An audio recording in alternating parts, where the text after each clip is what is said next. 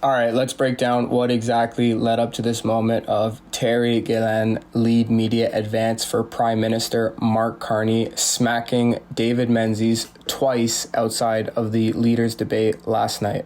Now, as many of you know, the post-debate media scrum was canceled, and a journalist from Ricochet Media started to yell and blame Rebel News for it being canceled. While I was filming this interaction, I noticed another cameraman filming me while all the action was happening behind him. So to test if he was actually filming me, I moved around and unsurprisingly, his camera followed me. Fast forward to a few minutes later and I tried to get a shot of his name tag to see who he worked for, and he elbowed me out of the way. As he was exiting the venue, my colleague Alexa Lavoie attempted to speak with him in French to see who he worked for because he wouldn't respond in English to me. David Menzies also followed us outside of the building, and as I was attempting to get a shot of his name tag on his bag, he smacked my phone out of my hand and stepped on it. And then, out of nowhere, Terry Gillen steps into the picture, and as David Menzies is filming him, he did not like that the camera was in his face, and he smacked it out of David's hand.